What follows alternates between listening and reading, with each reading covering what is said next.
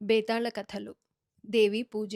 విసుగు చెందిన విక్రమార్కుడు చెట్టు వద్దకు తిరిగి వెళ్ళి చెట్టుపై నుంచి శవాన్ని దించి భుజాన వేసుకుని ఎప్పటిలాగే మౌనంగా శ్మశానం కేసి నడవసాగాడు. అప్పుడు శవంలోని బేతాళుడు, రాజా, ఈ అపరాత్రి వేళ నీవు పడే పాట్లు చూస్తుంటే వెనకటికి హంసపాదుడనే రాజు మల్లెపూల కోసం పడిన శ్రమ జ్ఞాపకం వస్తున్నది. శ్రమ తెలియకుండా నీకా కథ చెబుతాను విను అంటూ ఈ విధంగా చెప్పసాగాడు. కుంజరావతి అనే నగరంలో హంసపాదుడనే రాజు ఉండేవాడు. ఆయనకు భద్రపాలుడనే కుమారుడుండేవాడు. యుక్త వయసు రాగానే భద్రపాలుడికి కుముదద్వీప రాజకుమార్తెనిచ్చి పెళ్లి చేశారు. పెళ్లి అయ్యాక భద్రపాలుడు 3 మాసాల పాటు అత్తవారింటనే ఉండి సముద్రం మీద భార్యతో సహా స్వదేశానికి బయలుదేరాడు. అతని నౌక ఫలాని రోజున బయలుదేరుతున్నదని హంసపాదుడికి ముందుగానే వార్త వచ్చింది. భద్రపాలుడు వచ్చే నౌక సముద్రం మధ్యంలో ఉండగా భయంకరమైన తుఫాను చెలరేగింది. సముద్రం మీదుగా కుంజరావతి నగరాన్ని తాకిన ప్రళయమారుతానికి నగరంలోని వృక్షాలు పడిపోయాయి. ఇళ్లు కూలిపోయాయి. కొన్ని ఇళ్ల కప్పులు ఎగిరిపోయాయి. సముద్రజలం కొద్ది ఘడియల పాటు నగరంలోకి కూడా ప్రవేశించింది. తీరానికి సమీపంలో ఉండే పల్లెకారుల పడవలు, వర్తకుల పడవలు అనేకం మునిగిపోయాయి. ఈ తుఫాను చూసి, వార్తలు విని తన కొడుకు కోడలు సముద్ర మధ్యంలో ఏమైపోయారోనని హంసపాదుడు చాలా భయపడిపోయాడు. తల్లి, నా కొడుకును కోడల్ని క్షేమంగా ఇల్లు చేర్చావంటే వాళ్ళు చేరిన నాడే నీకు 1000 సువర్ణాల విలువగల మల్లెపూలతో పూజ చేస్తాను అని రాజు తన కులదేవత అయిన మహాదేవికి మొక్కుకున్నాడు. 2 రోజులు విజృంభించిన తుఫాను 3వ నాటికి నిలిచిపోయింది. 4వ నాడు రాజుకు శుభవార్త అందింది. ఆయన కొడుకు కోడలు ఎక్కిన ఓడ తుఫాను వాత పడలేదు. ఓడ సరంగు చాలా సమర్థుడు.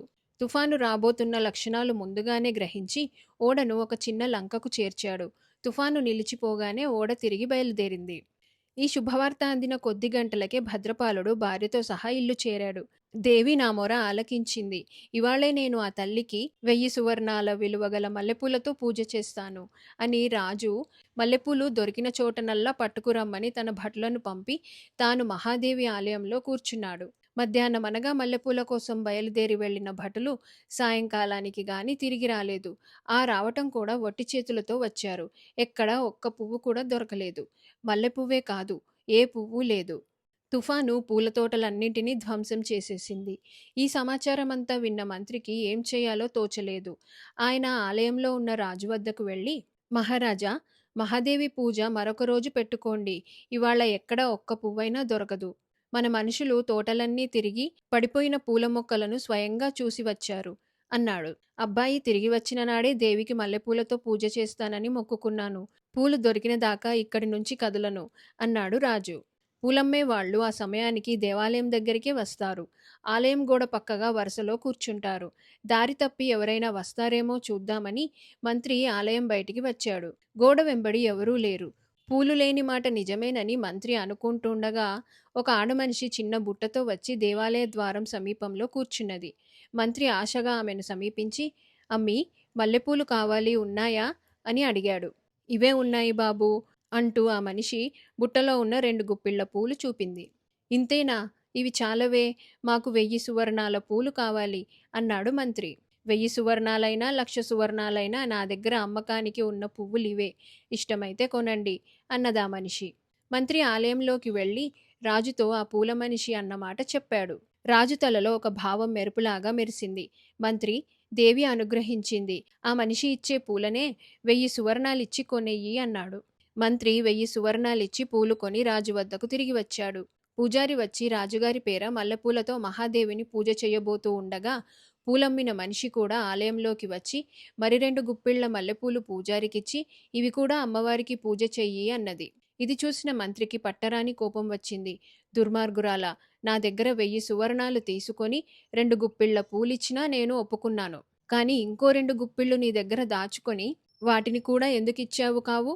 నీ వంటి పాపాత్మురాలిని ఏం చేసినా పాపం లేదు అన్నాడు. అమ్మకానికి నా దగ్గర 2 గుప్పిళ్లే ఉన్నాయని మొదటే చెప్పాను. వాటికి 1000 సువర్ణాలియ్యమని నేను తమర్ని అడిగానా? తమరే ఇచ్చారు. నా దగ్గర మిగిలి ఉన్న 2 గుప్పెళ్ళు అమ్మేవి కావు.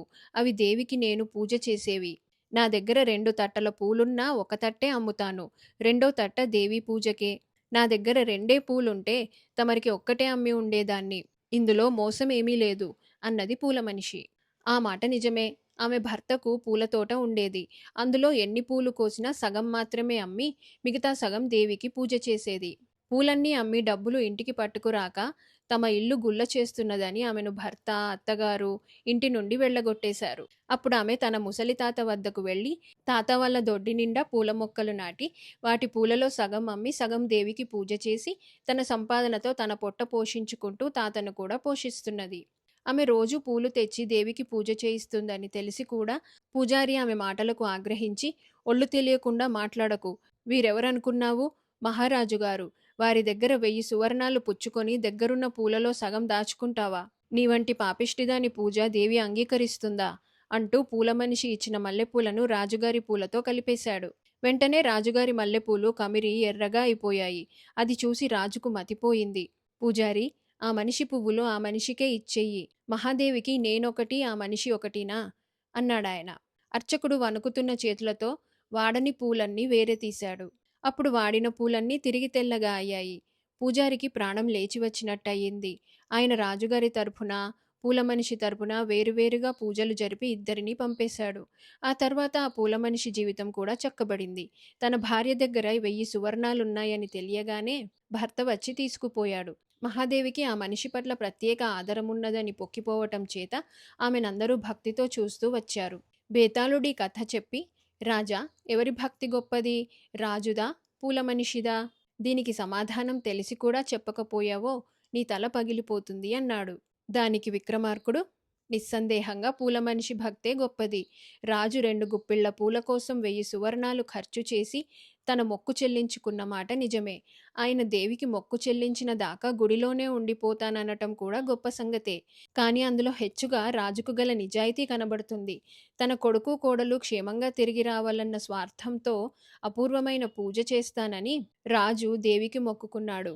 అలాంటి మొక్కులు ఆయన జీవితంలో 1-2 సార్ల కన్నా ఎక్కువ మొక్కుకునే అవసరం రాదు. అది కాక రాజుకు 1000 సువర్ణాలు ఒక పెద్ద మొత్తం కాదు. కానీ పూల మనిషి దారి వేరు. రాగి డబ్బు కూడా ఆమెకు పెద్ద మొత్తమే. అయినా ఆమె రోజు దేవికి తన పూలలో సగం పూజ చేసి తన సంపాదనలో సగం ధారపోస్తున్నది. ఆమె ఏ మొక్కులు మొక్కుకోలేదు.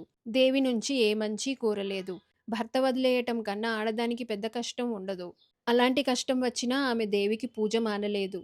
అందుచేత పూల మనిషి భక్తితో రాజు భక్తిని ఏ విధంగానూ పోల్చటానికి లేదు అన్నాడు. రాజుకి విధంగా మౌనభంగం కలగగానే బేతాళుడు శవంతో సహా మాయమై మళ్ళీ చెట్టెక్కాడు.